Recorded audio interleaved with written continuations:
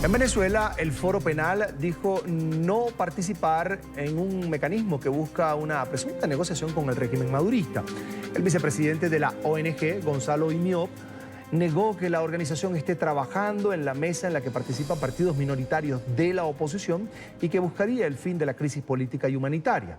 A través de Twitter, el abogado dijo que no han convocado al foro a participar en el mecanismo y que usar a los presos políticos como fichas de negociación política solo contribuye a perpetuar y a seguirle el juego a la represión. Entre los puntos acordados en la llamada Mesa de Negociación Nacional está la liberación de los ciudadanos detenidos por razones políticas. En esta parte precisamente nos acompaña Gonzalo Imiop, director vicepresidente de la ONG Foro Penal Venezolano. Bienvenido, Gonzalo, una muy buena tarde. Hola, un placer, Carlos. Es un gusto. El Foro Penal no está presente en estas supuestas negociaciones con el régimen en las que, entre otros puntos, se estaría abordando la liberación de presos políticos. Eso lo aclaró usted mismo a través de Twitter. Pero quienes están sentados en esa mesa, Gonzalo, ¿han tenido algún contacto con familiares de presos políticos? Bueno, entendemos que han tratado de hacer contacto con los familiares de los presos políticos. Entendemos que algunos de los casos que no son, por ejemplo, manejados por el Foro Penal, han sido también puestos de alguna manera sobre esta mesa de negociaciones y de acuerdos.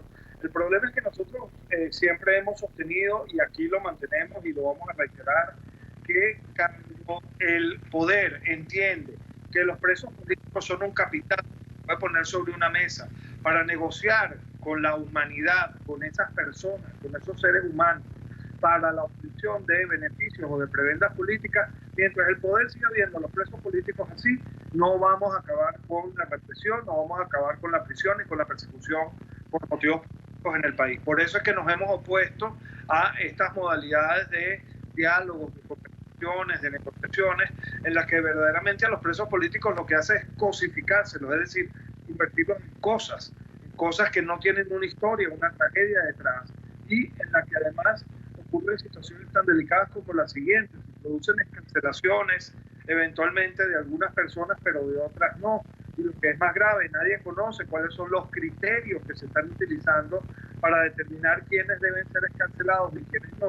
Y además eso nos sitúa a nosotros, a los que sí manejamos los casos, a los que sí llevamos directamente la defensa de estas situaciones, en una incómoda posición en la cual sí somos nosotros los que le tenemos que dar la cara a los que no resultan favorecidos por estos procesos de negociación que se realizan siempre, normalmente de espaldas a los presos políticos. El llamado de atención ha sido ese: a nosotros no nos han convocado, a nosotros no nos han llamado, no se sabe cuáles son los criterios que se van a utilizar para definir quién va a resultar favorecido con una excarcelación o no, y consecuentemente no se sabe quiénes van a ser excarcelados y quiénes no, cuáles son las pautas que se van a utilizar y por qué unas personas van a salir de la cárcel si es que eso sucede y otros se van a quedar en la cárcel. Esos son los cuestionamientos que nosotros tenemos hacia esta forma de negociación, hacia esta forma de conversación que se está dando, en la que se está vinculando como tema sobre la mesa a los presos políticos de una manera absolutamente, primero, arbitraria, porque no se conoce bajo qué criterio y con qué representatividad se están manejando estos conceptos allí, y además se está manejando de una forma en la que no se sabe qué es lo que se está discutiendo ni por qué se está discutiendo. Gonzalo, ustedes dicen no nos vamos a prestar para que los presos políticos sean utilizados como fichas de cambio. Cuando se da la liberación de detenidos por razones políticas en medio de este tipo de negociaciones que también son políticas, partidistas, ¿queda en evidencia, Gonzalo, entonces la persecución del régimen, la falta de independencia del Poder Judicial y la violación al debido proceso?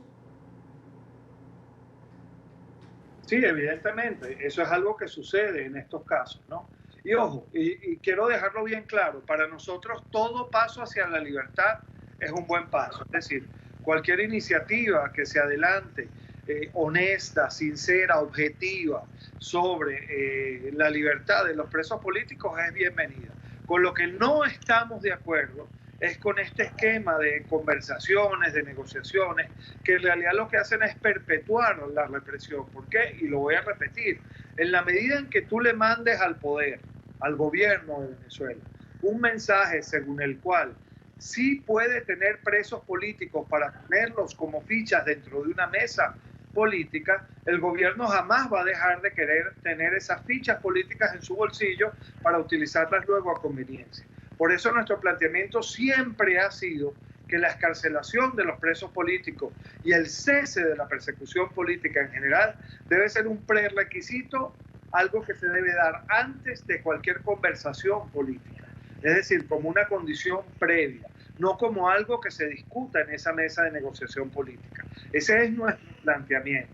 Otro de los temas que a nosotros nos preocupa mucho es que cuando uno ve la manera en la que se están adelantando estas conversaciones, se habla evidentemente de grupos de personas que requieren atención prioritaria, como en efecto lo son los presos políticos, pero la persecución política tiene muchas caras, tiene muchas dimensiones. La dimensión de la prisión política es una, pero también tenemos la dimensión de la persecución política. El día de hoy, por ejemplo, tenemos a cerca de 9.000 personas bajo medidas cautelares, es decir, en libertad condicionada, en procesos penales también políticos, que se eternizan y las mantienen privadas o restringidas, mejor dicho, en su libertad de manera indefinida. ¿Qué se va a hacer con esas personas? ¿Por qué esas personas no están siendo consideradas dentro de estas conversaciones? ¿Qué pasa con los exiliados, por ejemplo? ¿Por qué no se analiza y se revisa qué va a hacerse con esa otra cara de la represión? ¿Qué pasa con las personas, por ejemplo, que han sido víctimas, sus familiares, de asesinatos, de tortura, de maltrato? No vamos a analizar eso dentro de una mesa en la que se va a discutir la represión en general. Pareciera ser que se está tratando de poner un pañito caliente, de maquillar solamente una de las facetas de la represión política, que es la de la prisión política, pero se está descuidando a todas las demás. Y si se hace eso así, en realidad no estamos solucionando el problema, lo estamos sencillamente maquillando. A ver si entendí. Cuando dices que es peligroso usar presos políticos como moneda de cambio en una negociación, ¿es porque fortalece en este caso al régimen, que entiende que siempre debe tener esas monedas en el bolsillo? Esto es lo que incluso da vida al fenómeno que ustedes ya han llamado puertas giratorias. ¿Salen unos, entran otros? Exactamente, funciona así y lamentablemente ha funcionado así muchas veces. Mira, yo precisamente estoy llegando ahora de la prisión militar de Ramo Verde. Allí hay presos que, por supuesto, es la primera vez que enfrentan un mes de diciembre encarcelados, pero hay otros que ya han pasado varios meses de diciembre recientes encarcelados. Y todos los meses de diciembre se repite el mismo esquema. Empieza a circular un rumor de que el poder va a excarcelar a un grupo determinado de presos. Empiezan los que llamamos nosotros los pescadores en Río Revuelto a tratar de atribuirse representación de presos y perseguidos políticos en esas mesas de negociación sin realmente tenerla. Y al final del día lo que se hace es como inflar las expectativas de los presos para luego defraudar esas expectativas, porque sí, es verdad, ya ha pasado así en los últimos años. En el mes de diciembre se excarcelan grupos de personas dentro de las cuales hay algunos presos políticos, porque es importante destacar esto. El gobierno trata de mostrar una supuesta amplitud, una supuesta apertura, pero en realidad excarcela presos que son presos políticos y otros presos que no son presos políticos. Normalmente lo hace en diciembre, ¿no? Eso sí. Pero además de esto ocurre algo que es bien particular, que es que no se le dice a las personas quiénes van a ser escarcelados y por qué van a ser escarcelados, y quiénes no van a ser escarcelados y por qué no van a ser escarcelados. Esto genera, por supuesto, mucha inquietud, infla las expectativas innecesariamente de los presos y al final termina siendo más perjudicial que beneficioso. ¿Por qué? Porque al final esas celdas que quedan vacías durante el mes de diciembre, normalmente es así, algunas celdas de presos políticos quedan vacías, pasan a ser de nuevo llenadas con nuevos presos políticos. Entonces, ¿qué te demuestra eso? ¿Cuál es la conclusión que tú puedes sacar de esto? Que es verdad, es muy bueno que estas personas a nivel micro, individual, ya puedan estar en sus casas, así sea bajo medidas cautelares, pero al final del día no estás resolviendo el problema macro, el problema superior, el problema colectivo, que es que la persecución va a seguir y el gobierno va a seguir entendiendo que persiguiendo puede obtener beneficios políticos. Y eso es lo perverso, lo delicado de estas mesas de negociación. Gonzalo, aprovecho esta oportunidad para que actualicemos el número de presos políticos que hay en este momento, ahora mismo en Venezuela. Bueno, nosotros tenemos un registro actualizado hasta hace 2 días, por cierto, de 397 presos políticos. De estos 397 presos políticos, 117 son militares y 21 son mujeres.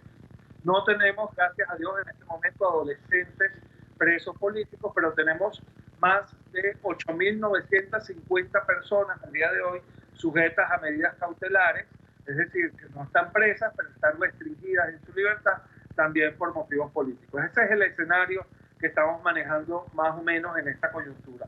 Pero fíjate que hay algo importante, de este bloque de 397 presos políticos, solamente 20 están condenados. Y de estos 20 que están condenados, la gran mayoría están bajo condena porque han sido forzados a admitir los hechos. Es decir, han sido forzados a admitir responsabilidades en delitos que no han cometido. Pero esto te arroja otra cifra importante. 377 de los presos políticos que tenemos al día de hoy son personas que no han sido condenadas. Es decir, de acuerdo a nuestras leyes, tienen derecho a ser juzgados en libertad y tienen derecho a ser tenidos y tratados como inocentes. Y eso no está pasando. Siguen encarcelados en esta suerte de sanción, de castigo anticipado que supone en Venezuela la prisión por motivos políticos. Ahora, esas son nuestras cifras al día de hoy. Ahora, desde que reapareció el fenómeno de los presos políticos en Venezuela con la llamada Revolución Bolivariana de Hugo Chávez, siempre se ha denunciado violaciones a los derechos humanos, torturas, tratos inhumanos, aislamientos, etc. ¿Este esquema se mantiene ahora? Sí, se mantiene lamentablemente. Desde que se han formulado denuncias importantes con respecto a la falta de atención médica, el gobierno ha tratado de dar la apariencia de que está prestando atención a las necesidades de salud de los presos, pero en realidad es una expresión más formal que material, es decir, mucho ruido y pocas nueces, hay poco verdadero sustento en lo que se está haciendo. Y sí, se mantiene particularmente contra quienes integran el mundo militar o son cercanos a la familia militar, maltratos, tratos crueles, inhumanos y degradantes. El Foro Penal acaba de levantar un registro de más de 500 casos plenamente documentados de torturas solo de 2014 hasta acá. Y ese esquema lamentablemente se mantiene. Gonzalo Imiop, director vicepresidente de la ONG Foro Penal Venezolano, gracias por estar con nosotros esta tarde. Gracias, hasta luego.